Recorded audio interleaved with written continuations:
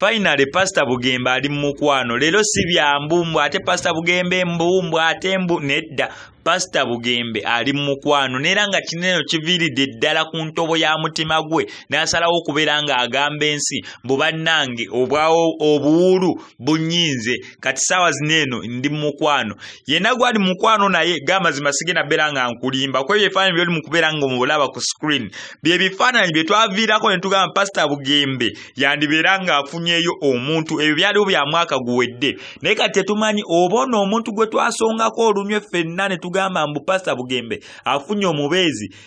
gwali mu mukwano naye kubanga omuntu gwali mu mukwano naye gamazima yamuleetedde n'ebimuli mukubeera nga bamuleetera ebimuli omanyi guneno omwaka gwakwetega baana bawala mujjukira akatambi ka Bruno Keke nabakoledde aka surprise Kadama yamukoledde surprise bannange Kadama afuuse ensonga Kadama yakoledde Bruno Keke surprise bulungi nnyo n'amuwa ebimuli n'amuwa bibaluuni n'amuwa keeki ka Bruno Keke n'avaayo n'atusuubiza n'okusuubiza mbu lunaku olwali actually nsubira olunaku olwaleero agenda funumya oluyimba nga baluyita Kadama kati ne Pastor Bugembe musajja watuuno bamweteze ate tebamweteze bweteze kyeka bamuteguludde Pastor Bugembe bamuteguludde kubanga olwamuwadde ebimuli waati n'adduka ku official Facebook page ye n'atutegeeza mu bannange baana ba Katonda baana ba Mukama abalungi ennyo ndi mu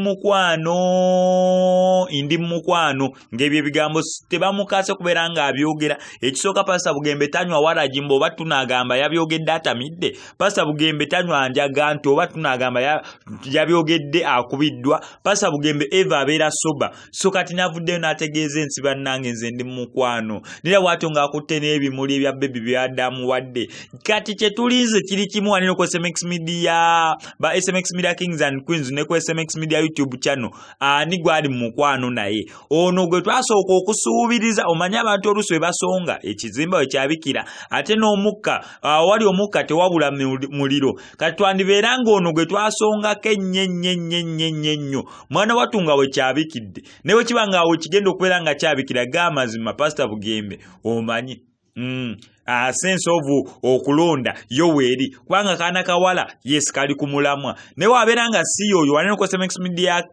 YouTube channel ngenda beera nga nkola details ey'okubeera nga nnoonyereza nga nze we mumanyi sobola okulaba nga either in one way or the other sobola okuwa ku kifaananyi ky'omwana muwala eyawadde Pastor Bugembe ebimuli n'amutegula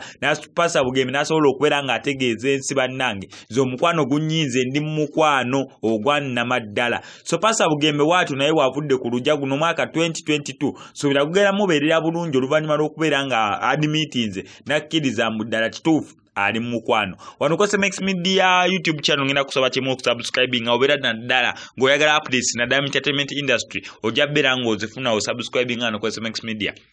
tutamuna banafu abahauha Dedic Investments bibateekamu ensimbi nga bagamba nyumba yo bagenda gikolako finishing keberebere somero kebere hotel kalibere eddwaliro kazibere compound ntono oba nnene bagenda bayanga basobola obulungi nnyo gikwasaganya nga bakozesa amayinja mu design ez'enjawulo ne colors ez'enjawulo naawe kenyina ayagala okubeera ng'osuubula amayinja otandikewo business basobola okubeera nga bagakusuubuza bayita bahauha Dedic Investments osobola bakubirako n'osobola okulaba ne musobola okubeera nga mukwasaganya business bulungi MSSMX sign out.